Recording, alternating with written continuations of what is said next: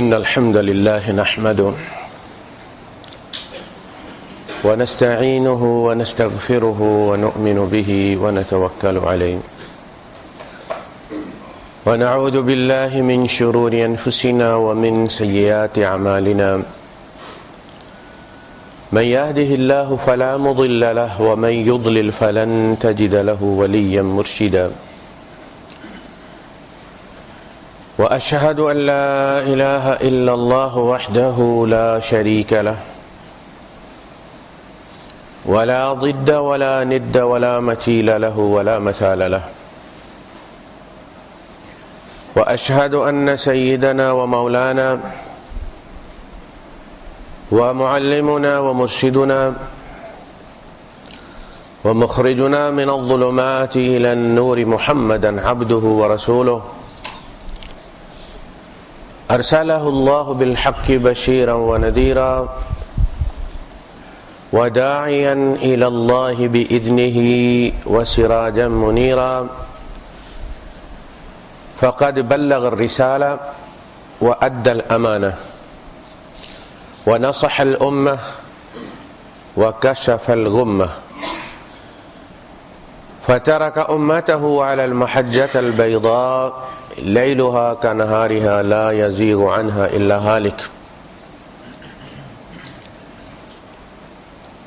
اللهم صل وسلم وبارك عليه وعلى آله وأصحابه وأزواجه وذرياته وأهل بيته أجمعين أما بعد فأعوذ بالله السميع العليم من الشيطان الرجيم بسم الله الرحمن الرحيم وإذ قال ربك للملائكة إني جاعل في الأرض خليفة قالوا أتجعل فيها من يفسد فيها ويسفك الدماء ونحن نسبح بحمدك ونقدس لك قال إني أعلم ما لا تعلمون صدق الله العظيم رب اشرح لي صدري ويسر لي أمري واحلل عقدة من لساني يفقهوا قولي آمين يا رب العالمين۔ حضرت آدم علیہ السلام کی اس زمین پر آمد کے بارے میں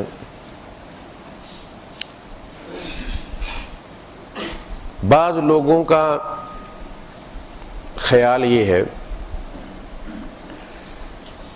کہ ان کو کسی خطا کی وجہ سے زمین پر پھینکا گیا تھا۔ حضرت آدم علیہ السلام کی تخلیق زمین پر ہی ہوئی ہے، زمین کے مادے سے ہی ہوئی ہے، کہیں باہر سے نہیں آئے وہ، اور بطور سزا زمین پر نہیں بھیجے گئے۔ یہ غلط کنسپٹ ہے کہ آپ کو آپ کی کسی خطا کے عوض یا اس کی سزا کے طور پر زمین پر اتارا گیا، اور اگر آپ سے وہ خطا سرزد نہ ہوتی تو آپ ہمیشہ کے لیے جنت میں رہتے۔ لفظ جنت جو ہے وہ باغ کے لیے استعمال ہوتا ہے، وہ باغ جنت میں ہو، چونکہ جنت ساری باغ ہی ہے اصلاً، یا زمین پر ہو تو بھی اس کو جنت ہی کہتے ہیں۔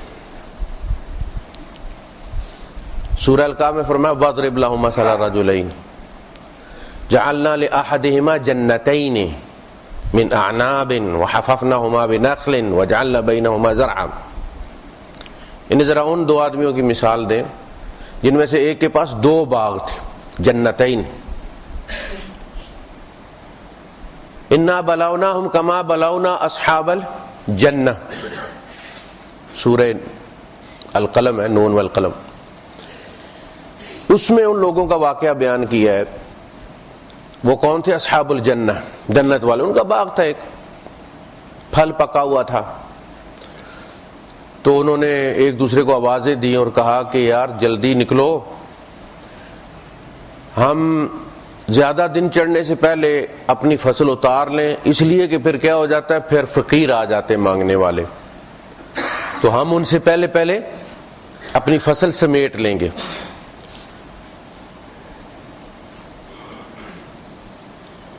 پہلے ہمارے، آپ کو پتہ ہے پہلے جب گائے جاتے تھے، فصلیں وغیرہ ہوتی تھی تو فقیر آیا کرتے تھے اور لوگ گانے والے اس میں سے کچھ ان کو دے دیا کرتے تھے، پھر اللہ پاک برکت دیتا تھا۔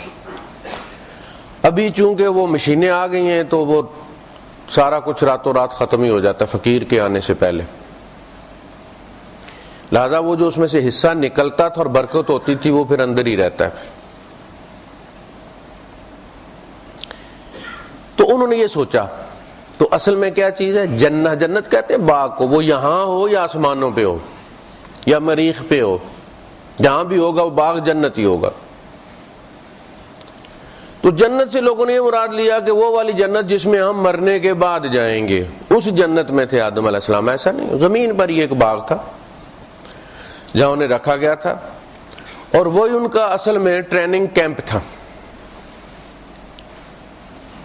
جیسے وہ سیالہ میں نا پولیس میں بھرتی ہوتے وہ تھوڑی لگا دیتے اسٹار وغیرہ، جاؤ تم ڈی ایس پی ہو، اس کے لیے تربیت ہوتی ہے نا۔ تو آدم علیہ السلام کو ایسے ہی خلافت دے گا جاؤ، نہیں، تربیت کی ہے ان کی۔ تو طے پہلے سے تھا کہ میں نے زمین پر اپنا وائس رائے بنانا ہے جو میرے احکامات کو اس زمین پر نافذ کرے گا۔ ہماری ذات بھی زمین کا حصہ ہے نا، منہا خلقناکم، ہم نے تمہیں اسی میں سے بنایا، وفیہا نعیدکم، اور ہم تمہیں اسی میں لوٹا دیں گے۔ چاند جیسی صورتیں اور جھٹ سے مٹی، ہم خود سپرد خاک کس کو کہتے ہیں؟ مٹی میں ڈال کے آ جاتے، مٹی میں ملا کے آ جاتے۔ کوئی نہیں کہتا بہت خوبصورت ہے، جوان ہے، دیکھیں ابھی اس نے دنیا نہیں دیکھی ہے، نہیں، اس نے مٹی سے مٹھی لی اور کیا بنا دیا، اور پھر پکڑ کے پھر مٹی بنا دی۔ منہا خلقناکم، تم سارے زمین سے بنے ہو لہذا ایک جیسے ہو، تم سارے اسی میں جاؤ گے لہذا ایک جیسے ہو۔ تبدیلی باہر ہوتی ہے، کسی کا کچی قبر ہے، کسی کی پکی قبر ہے، کسی کا مقبرہ بن گیا، کسی کا تاج محل بن گیا، اندر وہی ہو۔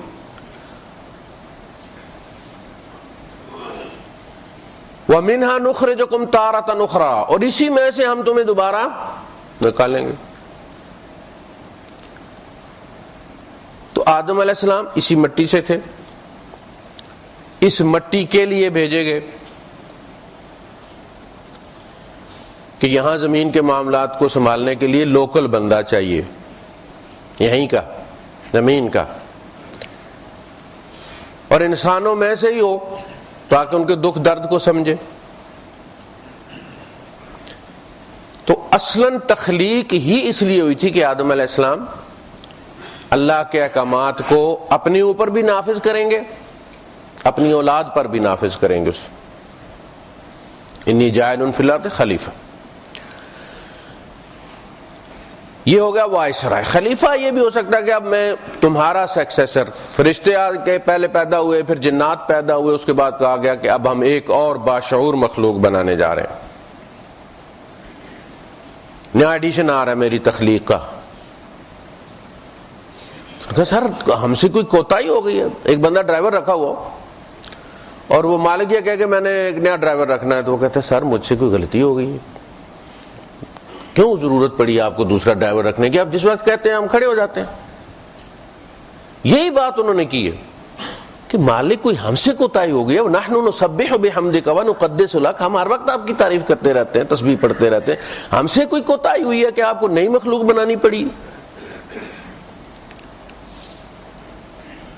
تو پہلی بات یہ کہ یہ کوئی نورا کشتی نہیں تھی کہ آدم علیہ السلام کے لیے زمین پہ پہلے اتارنا جو ہے وہ لکھا گیا، پھر ان کو جنت میں رکھا گیا، اور پھر شیطان کو اسے پھسلوا کے تو جھڑک کے زمین پر بھیجے گیا۔ ایسا نہیں ہو، زمین پر توبہ قبول کرنے کے بعد بطور چارج لینے کے بھیجا ہے، سزا کے طور پر نہیں بھیجا۔ وہ تو توبہ قبول ہو گئی، فتاب علیہ، توبہ قبول کر لی گئی، اس لیے کہ وہاں مقصد یہ تھا کہ آپ کی تربیت کی جائے، اس لیے کہ شیطان نے یہ کہا تھا فَبِمَا أَغْوَيْتَنِي لَأَقْعُدَنَّ لَهُمْ صِرَاطَكَ الْمُسْتَقِيمَ، جس کے سبب سے آپ نے مجھے ایکسپوز کیا ہے، وہ میرا پردہ چاک کر دیا تابعداری والا، اب اس کو میں چین سے نہیں بیٹھنے دوں گا۔ ظاہر یہ پھر رقابت تو ہو جاتی ہے، میں تیری سیدھی راہ پر اس کے لیے گھات لگا کر آؤں گا، بیٹھوں گا۔ لَأَقْعُدَنَّ لَهُمْ صِرَاطَكَ الْمُسْتَقِيمَ، میں ان کے لیے بیٹھوں گا تیری سیدھی راہ پر. تو جو لوگ سیدھی راہ پر ہیں وہ بے خوف نہ ہو، شیطان سیدھی راہ پر ہے، وہ الٹی راہ پر نہیں ہے. الٹی راہ وہ تو وہاں ضرورت ہی نہیں اس کے بیٹھنے کی، وہ تو آلریڈی الٹی. خطرہ سیدھی راہ والوں کا، اس لیے کہا ھدی للمتقین. یہ قرآن متقین کے لیے آیا ہے، یہ ان کے لیے گائیڈنس ہے، کیونکہ مورچے شیطان کے صراط مستقیم پر ہیں. تو جتنی بھی قانون سازی کی گئی ہے وہ اس لیے کی گئی ہے کہ شیطان جو ہے وہ تم سے وہ کام نہ کرا سکے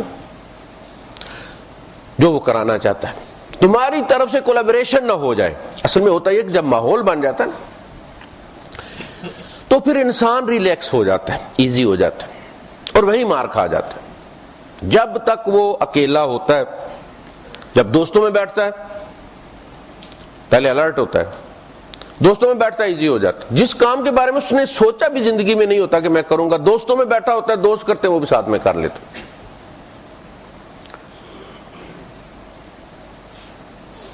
چھلکے ہوئے تھے جام، پریشان تھی زلف یار، کچھ ایسے حادثات سے گھبرا کے پی گیا. وہ عذر پیش کر رہے ہیں، ساغر صدیقی کی غزل ہے، بڑی ذو معنی ہے.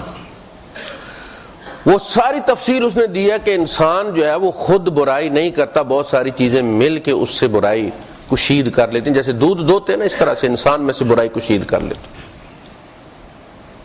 ساغر وہ کہہ رہے تھے کہ پی لیجئے حضور، میں اکیلا ہوتا میں کبھی نہ پی. وہ کہہ رہے تھے، امی کہہ رہی تھی، بیوی کہہ رہی تھی رشوت لے لیجئے، وہ کہہ رہی تھی یہ پلاٹ رشوت میں لے لیجئے. کچھ لوگ مشیر ہوتے ہیں نا.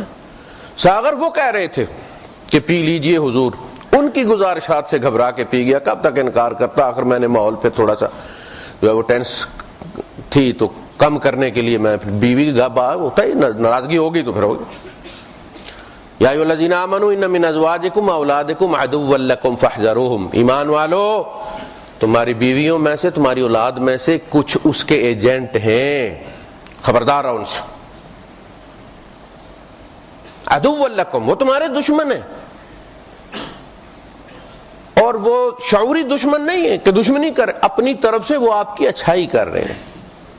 آپ بولے بالے ہیں، مسیتڑ ہیں، آپ کو دنیا کی خبر کوئی نہیں ہے، تو وہ آپ کو سمجھا رہے ہیں کہ بابا باہر مارکیٹ دیکھو کیا کیسے چل رہی ہے. اپنی طرف سے وہ سیانے بنتے ہیں تو کہیں وہ تمہیں ٹریپ نہ کر لیں. فاحذروہم.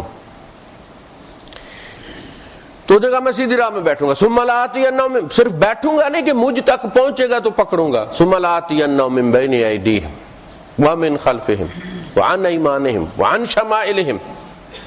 سامنے سے، پیچھے سے، دائیں سے، بائیں سے میں وار کروں. ولا تجد اکثرہم شاکرین، اور ان کی اکثریت تیری شکر گزار نہیں ہوگی. کہ تو نے کس کو رد کر کے اس کی جگہ اس کو چنا تھا. جب آدم علیہ السلام کو خلیفہ چنا گیا تو ہم ان کی پشت میں تھے نا.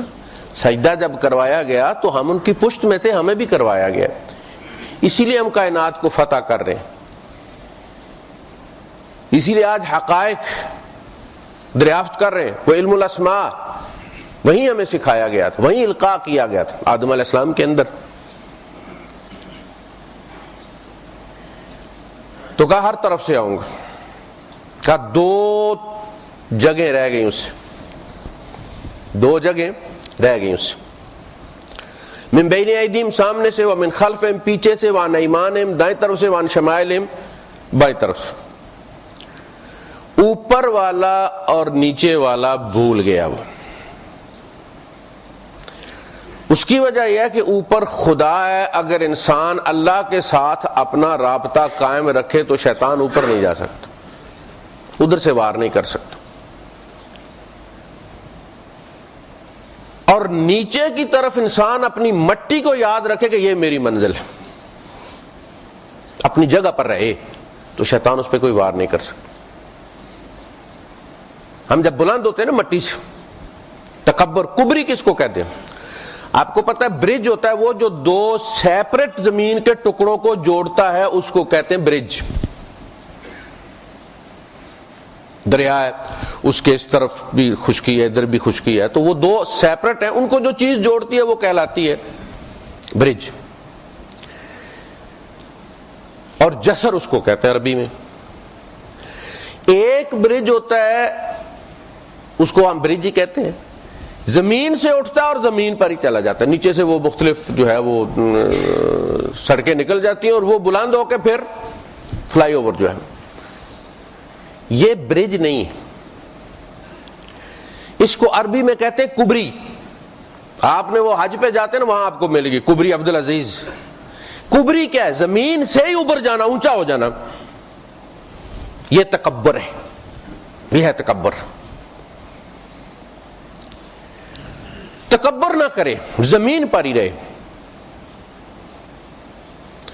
کہا کہ 4 خصلتیں اگر انسان کے اندر، اصل میں مسلمان کی صفات گنائی گئی ہیں، کہا کہ افلا ينظرون الى الابل كيف خلقت، یہ اونٹ کو نہیں دیکھتے کیسا صابر پیدا کیا گیا ہے، 2 مہینے پانی پیے بغیر گزار لیتا ہے، یہ صبر ہے مومن کا، کتنے بھی مصائب آئیں، کتنی بھی تکلیفیں آئیں، یہ اونٹ کی طرح صبر کے ساتھ برداشت کر لیتا، کہ صدا کے غم اللہ پاک نے کسی کے لیے بھی نہیں لکھے، اس لیے کہ صدا کی رات بھی نہیں ہے، پھر دن آتا ہے۔ اس کے بعد الی السماء کیف رفعت، آسمان کی طرح بلند ہو اپنے اخلاق میں، اونٹ کی طرح صابر ہو۔ بعض دفعہ آپ کو پتہ ہے بندہ جب فرسٹریشن میں ہوتا ہے تو پھر ادب آداب اور اخلاق ماں کے ساتھ بھی، بہن بھائیوں کے ساتھ بھی، وہ سارے ختم ہو جاتے ہیں۔ صابر اتنا کہ کبھی بھی فرسٹریشن میں اللہ اور رسول کے احکامات کی خلاف ورزی نہ کرے، اخلاق میں بلند اتنا کہ آسمان کو چھوئے۔ وَإِلَى الْجِبَالِ كَيْفَ نُصِبَتْ، پہاڑوں کی طرف نہیں دیکھتے کیسے نصب کیے گئے، کیسے ٹھونکے گئے، کہا کہ اپنے عقیدے پر، اپنے ایمان پر پہاڑ کی طرح قائم ہو۔ وَإِلَى الْأَرْضِ كَيْفَ سُطِحَتْ، اور زمین کو نہیں دیکھتے کیسے بچھائی گئی ہے، زمین کی طرح بچھا ہوا ہو۔ اخلاق آسمان پر ہو، انسانیت کے ساتھ تعلق زمین کا ہو، ان کے لیے بچھ جائے، تکبر نہ کرے۔ یہ 2 جگہ رہ گئی اس سے، اللہ کے ساتھ اپنا تعلق مضبوط کرو اور اپنی اصل کو مت بھولو، دیر ہو سکتی ہے لیکن جانا ہم نے زمین میں ہی ہے۔ ماں کتنا بھی پیار کرے آپ کو گھر میں نہیں رکھ سکتی، رو دو کے فارغ کاری دیتی ہے، تھوڑا سا چارپائی کے ساتھ پیچھے چلتی ہے، پھر زمین کھا جاتی ہے ہمیں، اوپر پھر میلے لگتے رہتے ہیں، اندر پھر وہی خاک ہوتی ہے، بالکل چھنی ہوئی خاک۔ انسان کا گوشت جب سڑ کے مٹی بنتا ہے تو وہ بالکل ملتانی مٹی کی طرح ہوتا ہے، میں نے دیکھا ہے، بڑی ملائم، بالکل ایسے جیسے کسی نے دوپٹے کے اندر اس کو چھانا ہوا ہے، اس طرح کی مٹی، ایسے آپ پکڑنے پتا تو پاؤڈر ہے۔ اور بندہ گورا ہو یا کالا ہو، مٹی کا رنگ ایک جیسا ہی ہوتا ہے، اسمر ہوتی ہے وہ، بالکل میں نے کہا ملتانی مٹی کی طرح۔ یہ ہماری حقیقت ہے، ہمارے والد بھی یہی بن گئے ہیں، ہمارے دادا بھی یہی بن گئے، ہم نے بھی بن جانا ہے، ہمارے دوست بن گئے، یہاں جمعہ پڑھتے ہو کتنے دوست ایک صف کے برابر تو مجھے یاد آ جاتے ہیں جب میں بیٹھتا ہوں سوچتا ہوں، مٹی کے ساتھ مٹی ہو گئے، ہم نے بھی بن جانا ہے۔ میں کہتا ہوں کبھی یہ دروازہ کھلے گا لیکن میں نہیں آؤں گا، کوئی اور ہوگا، یہ ہماری اصل ہے، اس کو یاد رکھیں تو شیطان آپ کو کچھ نہیں کہہ سکتا۔ اللہ کے ساتھ تعلق اپنا قائم رکھیں، شیطان آپ کو کچھ نہیں کہہ سکتا، حسرت سے دیکھے گا آپ کو۔ اب جب اس نے چیلنج دیا کہ میں یہ کروں گا، تو اللہ پاک کا حق بنتا تھا کہ وہ آدم کو پھر سمجھائے کہ اگر یہ کرے گا تو تم نے کیا کرنا ہے، ایسے ہی تھوڑے میدان میں اتار دینا، اتنے گھاگ اور تجربے کار دشمن کے خلاف، لہذا ایکسپیریمنٹ کروایا گیا ہے وہ کہ یہ کیسے کرے گا، تم بڑے چالاک بنو گے، بڑے عقل مند بنو گے، تم دیکھو یہ کیسے گھیرتا ہے تم کو۔ گھر والے بڑے جناب علی آپ کو ٹھپ کے بیچتے ہیں، سمجھا کے بیچتے ہیں کہ ہڈیاں نہیں لے کر آنی، چھچڑے نہیں لے کر آنے، اچھا گوشت لے کر۔ کسائی کیا کرتا ہے ہمارے ساتھ، اچھے والا کاٹتا ہے، ہماری بتائی ہوئی جگہوں سے کاٹتا ہے، گھارا کے تھیلا کھولتے ہیں تو چھچڑے ہوتے ہیں، ہڈیاں کہاں سے ڈال دیتا ہے، وہ کیسے ڈال دیتا ہے؟ شیطان یہی کرتا ہے. کہا کہ یہ تمہیں دیکھو کیسے تمہارے ساتھ کرتا ہے. یہ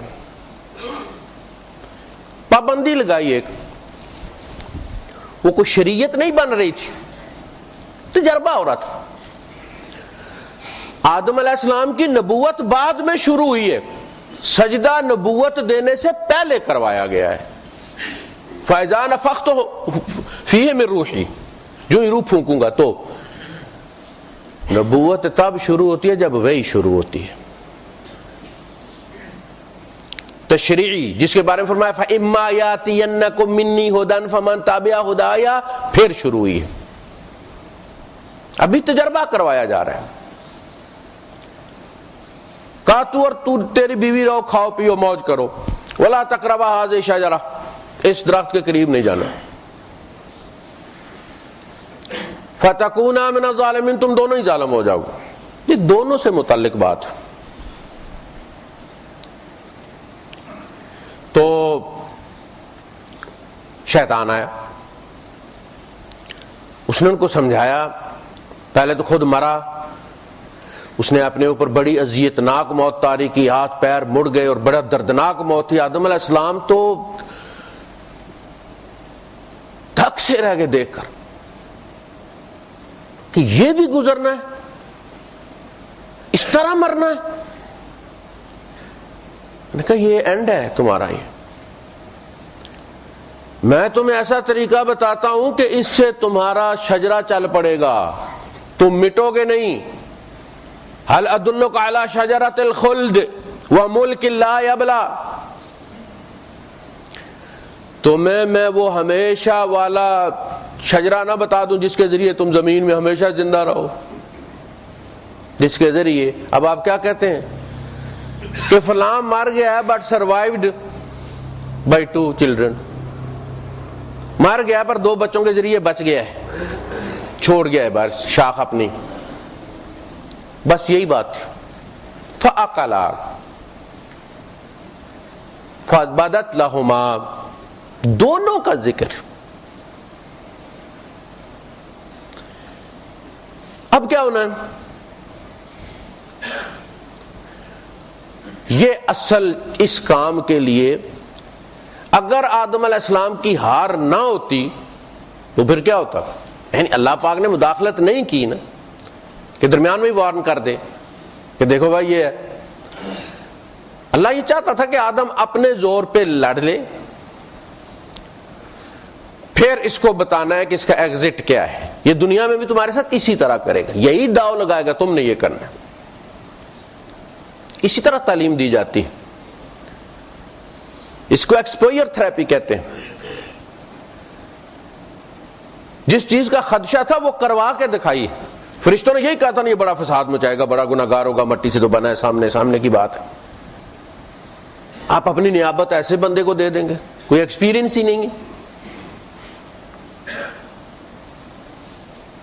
تو ہو گیا، اللہ کی منشا اسی میں تھی، اس تجربہ کروانا مقصود تھا. آدم علیہ السلام کو ان کے حال پر چھوڑ دیا گیا.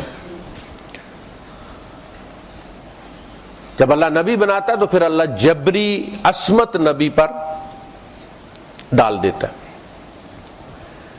پھر نبی جو ہے وہ برا نہیں سوچ سکتا، اس کی سوچیں بھی مسلمان ہو جاتی. اس لیے ضرور فرمایا میرا شیطان مسلمان ہو گیا. یعنی ہمارے اندر فَأَلْهَمَهَا فُجُورَهَا وَتَقْوَاهَا، تو حضور فرماتے ہیں کہ میرا فجور بھی تقوی میں تبدیل ہو گیا ہے. مجھے برا مشورے دینے والا بھی مسلمان ہو گیا، نہیں مجھے کہتا مگر سوائے نیکی کے. دیکھیں آپ، تو یہ نبی پر عصمت ڈال دی جاتی. تو وہ تجربہ کروایا اور آدم علیہ السلام کو موقع دیا، اور آخری وار جو اس نے کیا، ابلیس نے، اس نے قسم کھائی،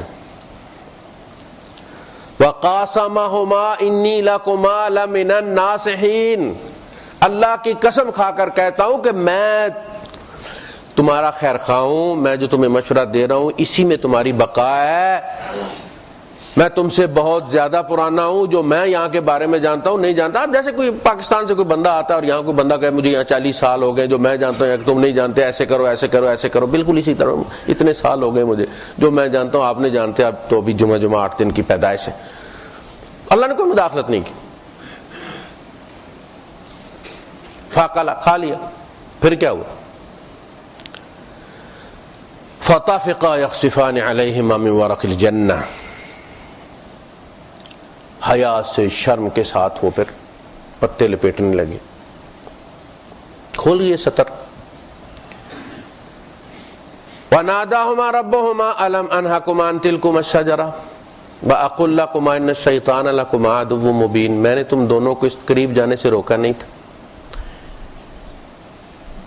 میں نے کہا تھا یہ شجرہ مت چلاؤ، شجرہ سے روکا تھا،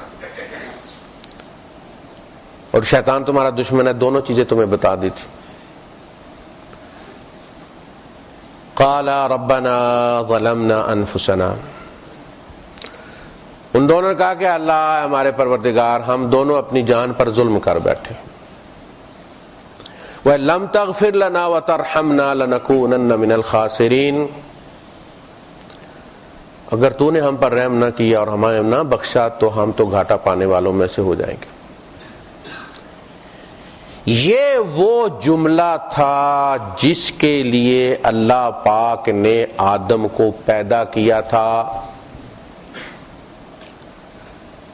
بغیر گناہ والی توبہ استغفار فرشتے بھی کرتے ہی رہتے تھے، وہ ان کی تسبیح تھی، اور اس تسبیح کا مطلب یہ تھا کہ تیری شایان شان جو ہم تعریف نہیں کر سک رہے تو ہمیں معاف کر دے۔ یہ نہیں وہ شراب پی، نہ ان کی شادی، نہ ان کی اولاد، نہ کچھ کھانا نہ پینا، اللہ کا ذکر ان کی خوراک ہے، لہذا وہ گناہ کے قابل ہی نہیں ہے، ڈسیبل ہے ان کی وہ ایپ جو ہے۔ یہ ایک جملہ ہے۔ ابلیس نے سجدے ڈھیر سارے کیے تھے، چپا چپا بھر دیا تھا اس کو، مگر یہ کام اس سے نہیں ہوا۔ وہ جو دونوں کہہ رہے نا، ابلیس بھی فوراً جب اللہ نے متنبہ کیا، پوچھا تمہیں کیا ہوا ہے، تو کہہ سکتا تھا نا کہ میں نے ظلم کر دیا اپنی جان پر، رب انی ظلمت نفسی فاغفر لی، کہہ سکتا تھا۔ آدم علیہ حضرت موسیٰ علیہ السلام سے قتل خطا جب ہوا، بندہ مار گیا، تو انہوں نے کہا انہوں نے کہا کہ یہ تو شیطان والا کام ہو گیا، انہ عدو مضل مبین، بڑا گمراہ کرنے والا، کھل کے گمراہ کرنے والا ہے۔ شیطان کہہ سکتا تھا، نہیں کہہ سکا، قیامت تک نہیں کہہ سکے گا۔ اللہ پاک اسے یہی بتانا چاہتا تھا کہ تیرے سجدوں کے باوجود مجھے ایک نیا جو ہے وہ ورژن کیوں چاہیے تھا اپنی مخلوق کا؟ اس لیے کہ مجھے منانے والا کوئی نہیں تھا۔ تو نے کیا کیا؟ ان سجدوں نے تجھے کیا دیا؟ پہلی غلطی ہوئی تجھے، تو اکڑ گیا، تو میں کہاں گیا؟ اکڑا ہوا نا، جلائے گا جلا دے، اکڑا ہوا نا، توبہ تو نہیں نا کی، جتنے مرضی عذاب۔ کہیں لکھا کہ شیطان بھی پچھتائے گا، شیطان کہے گا کہ اوے میں مر گیا، جب فلاں عذاب میں دوں گا تو وہ پکارے گا کہ مجھے نکالو یہاں سے، کہیں لکھا ہوا ہے؟ نہیں، اکڑا ہوا ہے۔ کہا تجھ سے یہی نہیں ہو سکا، نہ ہو سکے گا، اس لیے مجھے یہ چاہیے تھا جس سے ہو سکے، جسے احساس ہو کہ میں کسی کو ناراض کر بیٹھا ہوں۔ اور پھر وہ پلٹ کر آئے۔ آپشن ابلیس کے پاس بھی تھا، لیکن شر اس کی غالب تھی۔ انسان پر شر غالب آتی ہے، لیکن فوراً پھر کپڑے ہوتے ہیں نا، ایک کپڑا وہ ہوتا ہے کہ جس میں سے داغ پھر جاتا نہیں، اسی طرح ایک مخلوق ایسی ہے کہ پھر اس میں سے داغ جاتا نہیں، یہ شیطان وہ ہے، اور ایک وہ ہے جو انسان ہے، داغ لگتا ہے اور فوراً دھل جاتا ہے۔ تو تجھ سے یہ نہیں ہوا۔ مسلم شریف کی حدیث ہے، آخر میں آئی اس میں، والذی نفسی بیدہ، اس ذات کی قسم جس کے قبضہ قدرت میں میری جان ہے. ابو ہریرہ رضی اللہ تعالیٰ اس کے راوی ہیں. لو لم تذنبوا، اگر تم گناہ نہ کرو، تم سے گناہ سرزد نہ ہوں. اللہ نے جان بوجھ کے وہ مخلوق بنائی ہے جس میں یہ امکان رکھا ہے کہ اس پر ظہول طاری ہو اور اس سے نافرمانی ہو جائے، اور پھر اسے پتا ہو کہ میں کسی کو ناراض کر بیٹھا ہوں، پھر وہ آئے مجھے منائے، عذر پیش کرے اور میں اس کے عذر قبول کروں. یہ اللہ کی انا، ہماری تعریف سے اس کا کچھ نہیں ہوتا، فرشتوں کی تعریف سے اس کا کچھ نہیں ہوتا، وہ بے نیاز ہے ہر چیز. اے آدم کی اولاد، اگر تم سے پہلے، تم سے پچھلے، زمین والے، آسمان والے، ایک متقین ترین شخص کے دل کی طرح ہو جاؤ، میرا کوئی فائدہ نہیں ہے. اس لیے تقوی والوں کو ہیضہ نہ ہو ہم اللہ پاک پر بڑا احسان چڑھا رہے ہیں لہذا ادھر ہمارے منہ سے نکلے ادھر قبول ہو جائے. ایسا نہیں ہے. 90 سال ایڑیاں نبیوں کو رگڑوائی ہیں اللہ پاک نے، یہی بتانے کے لیے، ہمیں سمجھانے کے لیے. کبھی اپنی عبادت کے زوم میں دعا کی بجائے ہمیں آرڈر نہ دینا، مانگنا. نبیوں نے مانگا، کانو یدعوننا، ہم سے مانگتے رہتے تھے مسلسل. یدعوننا، ایک دفعہ مانگ کے رہ نہیں جاتے تھے. رغباً، رغبت کے ساتھ، تسلسل کے ساتھ، کنسنٹریشن کے ساتھ، اور کنسسٹنسلی. اور کنسسٹنٹلی اصل میں ہوتا یہ ہے کہ ہم تھوڑا سا صبر کرتے ہیں اور اس کے بعد ہمارے اندر منہ سے نہ کہ بغاوت، اندر چکی چلنا شروع ہو جاتی ہے اور رب سے دوری شروع ہو جاتی. فرمایا نا وَلَقَدْ خَلَقْنَا الْإِنسَانَ وَنَعْلَمُ مَا تُوَسْوِسُ بِهِ نَفْسُهُ. اس انسان کو ہم نے بنایا اور ہم اس کے وسوسوں سے بھی آگاہ ہوتے. بتاؤ تم کیا سوچ رہے ہو، منہ سے کیا کہہ رہے ہو، اندر کیا سوچ پل رہی ہے. لو لم تذنبوا لذهب اللہ بکم، تم سے گناہ سرزد نہ ہوں تو انسانیت کو اللہ ختم کر دے، نئی مخلوق لے کر آئے. وجاء بقوم، اور ایسی قوم لے کر آئے، ایسے لوگ لے کر آئے، ایسی مخلوق لے کر آئے ان سے گناہ سرزد ہوں، پھر وہ اللہ سے توبہ کریں، پھر اللہ ان کی توبہ قبول کرے. سمجھ لگی؟ یہ جو ہم گناہ ہم سے ہو جاتا ہے نا، یہ کوئی میکینیکل فالٹ نہیں ہے کہ اللہ پاک ہمیں بنانا تو چاہتا تھا جبرائیل کی طرح اور غلطی سے ہم بڑی غلط مخلوق بن گئے ہیں، ہم اس کی نافرمانیاں کرتے ہیں. مسئلہ یہ نہیں ہے. یہی ہوا آدم علیہ السلام کو اللہ پاک نے پروٹیکشن نہیں دی. شیطان مکالمے کرتا رہا آدم علیہ السلام سے، حجت کرتا رہا، اللہ پاک نے کوئی بھی الرٹ میسج نہیں بھیجا. کہا کہ زمین پر جب سب انسانوں کے ساتھ، جو آپ دیکھنا ہمارے اوپر تو نہیں نازل ہو سکتا تھا نا، ہمارے ساتھ بھی شیطان یہی کرتا ہے نا، وہ ضروری تھا تجربہ کروانا تاکہ ہمارے کام آئے. قسمیں کھائیں اس نے، کیا کیا وعدے کیے، کیا کیا ہوا، اور پھسلا دیے. ٹھیک، انہوں نے توبہ کر لی. اللہ پاک نے ابلیس سے کہا یہ دیکھ، تو کہتا تھا میں اس سے بہتر ہوں، تو بہتر تو وہی ہوگا نا جو اللہ کو راضی کر لے. آگ سے اللہ نے تمہیں پیدا کیا، تمہارا اپنا کمال کیسے ہو گیا، تم خیر کیسے ہو گئے، انا خیر منہ. تم خود بنے ہوتے تو کہتے کہ میں نے اتنا انویسٹ کیا ہے اور میں آگ سے بنا ہوں، اور اس نے کچھ نہیں انویسٹ کیا اور مٹی سے بن گیا ہے. اور تمہیں تو ہم نے بنایا، بننے میں کیا خیر ہے. خیر تو تم نے ریپروڈیوس کرنی تھی نا، تمہارے عمل سے ثابت ہونا تھا کہ تم خیر ہو یا شر ہو. خیر اس کو کہتے ہیں آدم کے آنسو دیکھ، تیری آنکھ سے نکلے، حالانکہ قرب تجھے نصیب ہے، سجدے تو نے کیے، تو جنوں سے فرشتوں میں پروموٹ کیا گیا ہے، تو فرشتوں کا خطیب اور ان کے جہاد میں سپہ سالار رہا ہے. جتنا تو مجھے جانتا ہے اسے نہیں پتا، آنسو تیرے نکلنے چاہیے تھے، نکلے اس کے. یہ ہے، اس لیے میں نے پیدا کیا اس کو، مجھے یہ چاہیے. والذی بنفسی بیدہ، والذی نفسی بیدہ لو لم تذنبوا لذهب اللہ بکم وجاء بقوم، وہ قوم لے کر آئے جن سے گناہ ہو. یعنی انٹینشلی ہم گناہ نہ بھی کریں، ہم تخلیق ایسی ہیں کہ ہم سے گناہ ہو جاتا ہے. جیسا بچہ ہے نا، بچہ ضروری نہیں کہ ارادے سے شرارت کرے، اس سے ہو جاتی ہے، وہ مسجد میں ہو جاتی ہے. بچہ ہے نا، وہ پڑھتے پڑھتے اچانک اس کا خیال، انسانی خیال جو ہے، وہ اس کی سوچ جو ہے وہ ڈائیورجنٹ ہوتی ہے.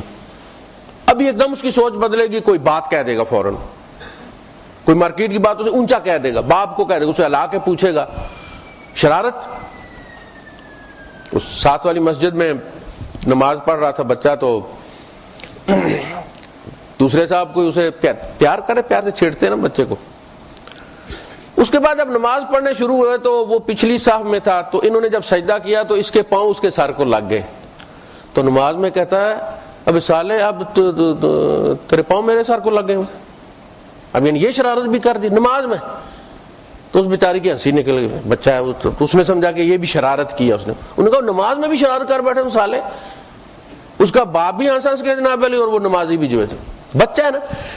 اسی طرح کا معاملہ ہے، ہم نہ بھی ارادہ کریں ہم سے ہو جاتا ہے، نماز میں ہو جاتا ہے. من صلی یرائی فقد اشرک، جس نے ریاکاری کی نماز پڑھی اس نے شرک کی. دیکھ، نماز میں شرک. صحابہ نے پوچھا اللہ کے رسول نماز میں شرک؟ آپ نے فرمایا ہاں.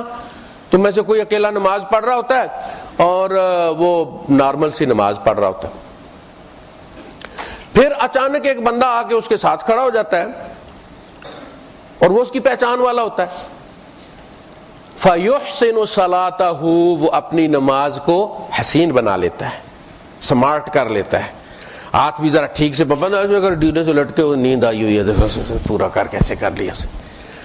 سجدہ پہلے 3 دفعہ کرتا تھا، پھر 5 دفعہ سبحان ربی الاعلیٰ کہنا شروع کر دیا. بھائی جانتا ہے یہ میں قاری صاحب ہوں، شارجہ میں نماز پڑھ رہا ہوں نارمل صاحب کے ساتھ. جانتے جی تو ابو ظبی کا بندہ میرے درس میں بھی ایسے پتہ قاری صاحب ہوں، تو میں تو ذرا لمبی پڑھوں نا کر کے.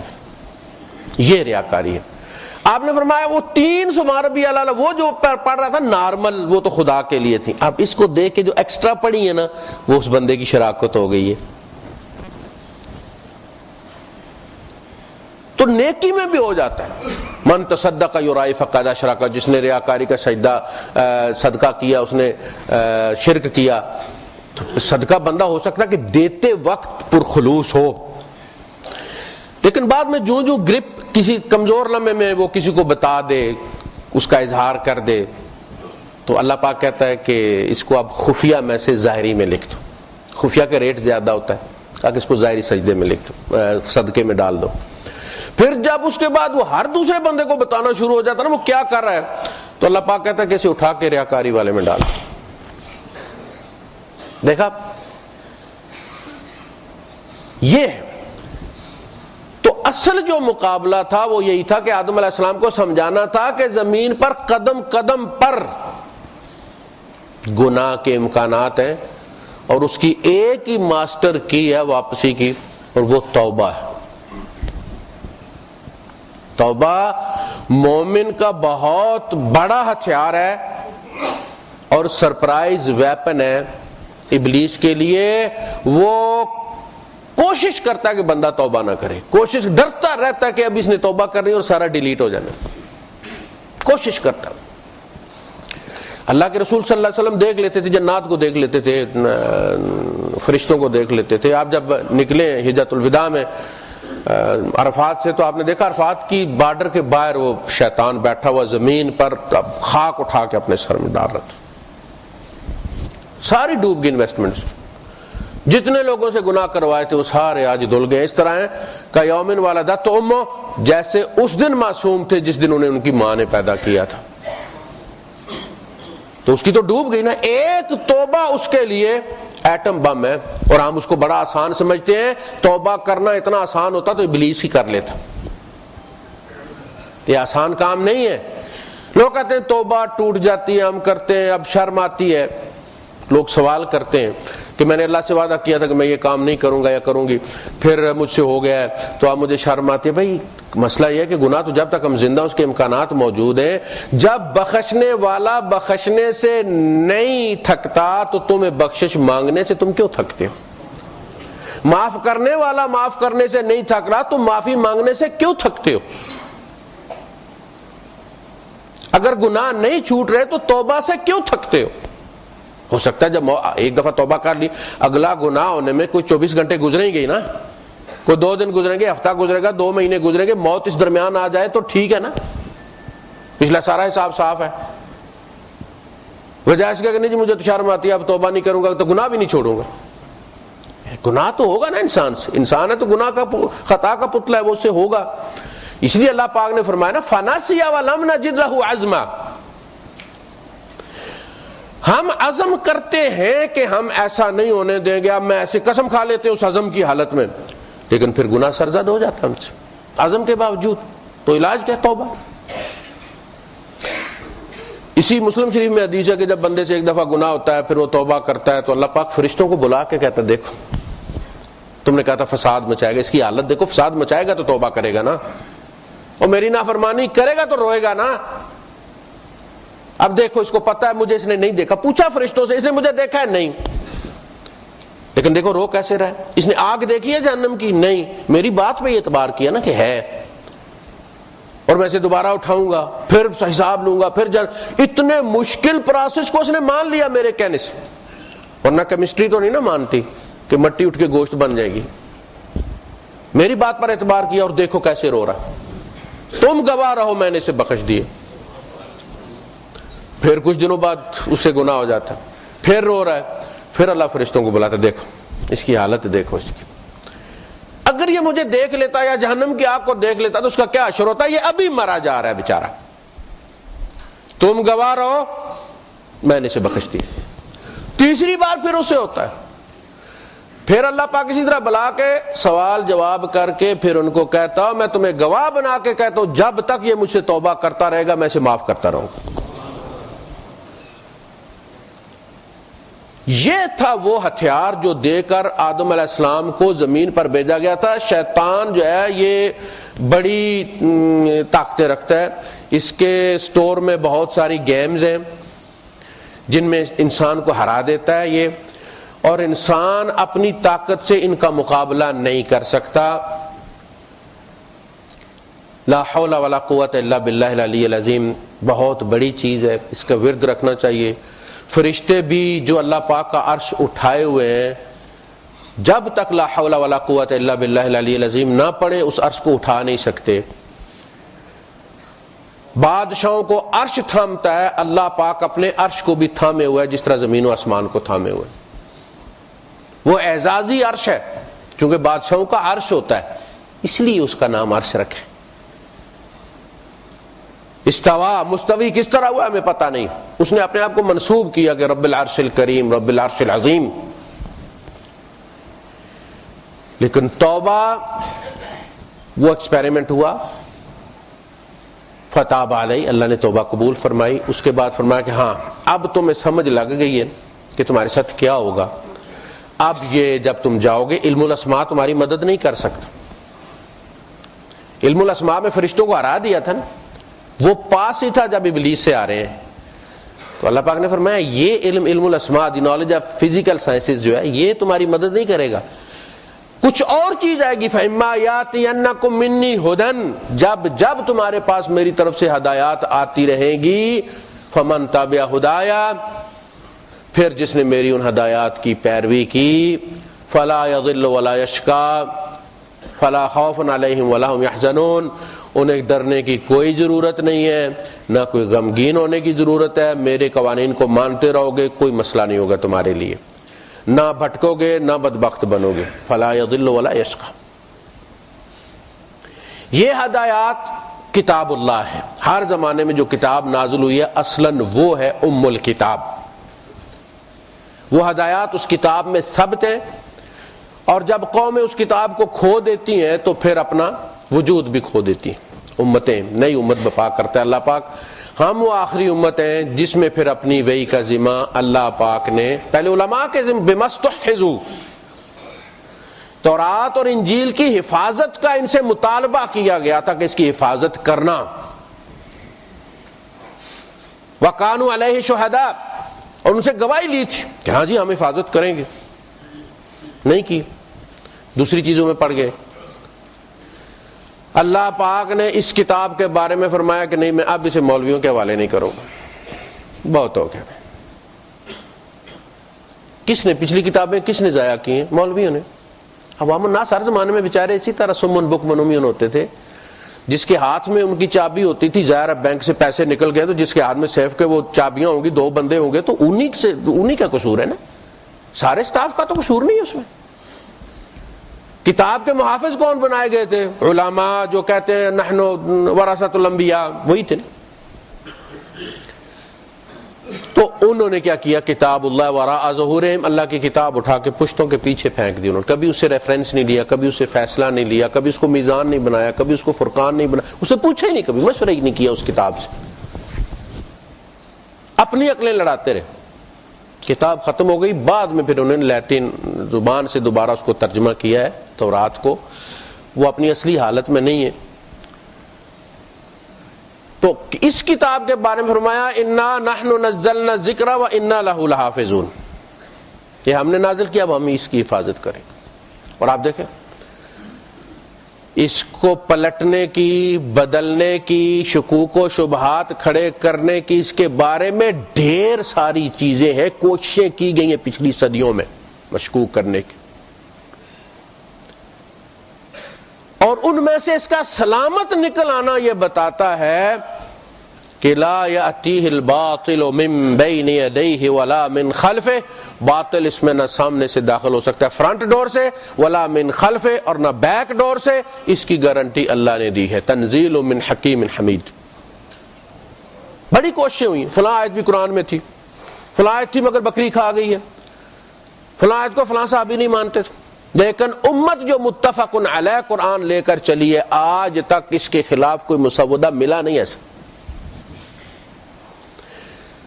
صحابہ کے زمانے میں جو کہا جاتا ہے انہوں نے کتابت کی, انہوں نے کتابت نہیں کی. اللہ کے رسول صلی اللہ علیہ وسلم یہ کتاب کی صورت میں دے کر گئے تھے. حضرت حفصہ رضی اللہ تعالیٰ کے حجرے میں یہ محفوظ تھی, اس سے قرآن لوگ لے کر جاتے تھے. یہ بعد میں نہیں اکٹھی کی گئی. بعد میں کیا ہوا کہ جو لوگوں کے پاس تھے نا آدھے پچادے قرآن لکھے ہوئے, وہ سارے ضبط کیے گئے. جس نے خود دے دیا ٹھیک ہے, نہیں تو پولیس بھیج کر ان سے لیے گئے, اس لیے کہ کل یہ برآمد ہو جائیں. اور لوگ کہ جی یہ تو قرآن تو دیکھے جی اتنے سپارے تھے. اور یہ کام خلفائے راشدین ہی کر سکتے تھے. بعد وہ دوسروں کے لیے تو بڑے معزز لوگ تھے نا. عبداللہ ابن مسعود سے بڑے زور سے ان کا نسخہ لیا گیا ہے کہ آپ نے اس نسخے کی سائڈ پہ جو اپنے کومنٹس لکھے ہوئے اور جو آپ نے ریمارکس لکھے ہوئے, جو تفصیلیں لکھی ہیں, وہ قرآن نہ بن جائیں. عربی میں لکھی ہوئی ہے نا, تو جن کو ملتا وہ کہتے دیکھیں جی قرآن میں یہ بھی لکھا ہوا. کوئی کہتا کہ یہ عبداللہ ابن مسعود کی اپنی رائے لکھی ہوئی ہے. اور عبداللہ ابن مسعود سے مانگے کون؟ جلیل القدر صحابی ہیں. حضور نے فرمایا کہ اس کی ٹانگیں قیامت کے دن احد پہاڑ سے زیادہ وزنی ہوں گی. ساری دنیا ایک طرف جائے اور عبداللہ ابن مسعود ابن ام عبد ایک گھاٹی میں جائے, میں اس کے پیچھے جاؤں گا. یعنی اتنا مجھے اس پر اعتبار. ان سے کون لے سکتا تھا؟ ان سے عمر فاروق ہی لے سکتا تھا. بہت بڑا کمال ہے ان کا, بڑا ویژن تھا ان کا. اللہ نے وہ خلفاء چنے تھے سنت کو قائم رکھنے کے لیے. بہر اذان ہو رہی. تو وہ قرآن ضبط کیے گئے تھے, جس کو کہتے نہیں فلاں, اب کچھ ابو بکر صدیق رضی اللہ کیے, کچھ عمر فاروق رضی اللہ کیے, پھر عثمان غنی رضی اللہ تعالیٰ کے دور میں باقاعدہ پھر سب اکٹھے کر کے تو اس کے سرکاری جو ہے اپنا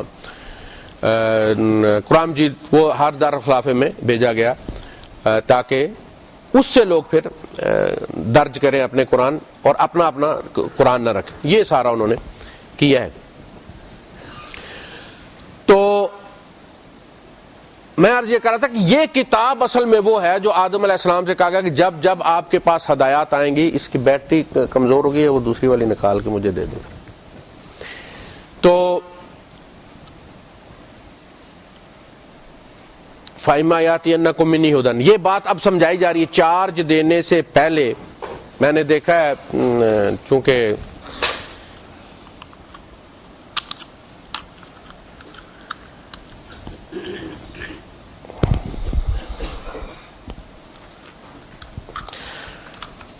چارج جب دیتے ہیں تو خطاب کرتا ہے جو چیف ہوتا ہے. 80 DSP تھے جن کو ڈی آئی جی صاحب نئی جگہ بھیج رہے تھے، تو میں بھی کسی سلسلے میں گیا ہوا تھا، تو میں اس میں موجود تھا، تو وہ ہدایات ان کو دے رہے تھے کہ یہ کرنا ہے، یوں کرنا ہے، اس طرح کرنا ہے، تمہارے علاقے میں یہ ہے، یہ کرائمز ہیں، ان کو اس طرح نمٹنا ہے. تو یہ جو کہا جا رہا ہے نا فیمایاتین، اب آدم علیہ السلام کو چارج دینے سے پہلے اللہ پاک بتا رہا ہے کہ میری طرف سے ہدایات آتی رہیں گی، ان کی جو پیروی کرے گا اسے کوئی ڈر نہیں ہے، اتنا بھی ڈرنے کی ضرورت نہیں ہے اس سے. اور آدم علیہ السلام نے کہا کہ اللہ پاک اس کو اتنی قوتیں دے دی ہیں، آپ نے اتنی ایکسیس دی ہے انسان تک، یہ خون میں دوڑتا ہے. کہا فکر کی کوئی بات نہیں، میں نے آپ کو توبہ دے دی ہے نا، کرنے دو، سے اوور ٹائم لگانے دو، رات دن ایک کر کے منہ کالا کرنے دو، تم نے توبہ کرنی ہے، سارا مٹ جانا ہے، اس سے بڑا اور کوئی ہتھیار نہیں ہے مومن کے پاس. وآخر دعوانا الحمدللہ رب العالمین.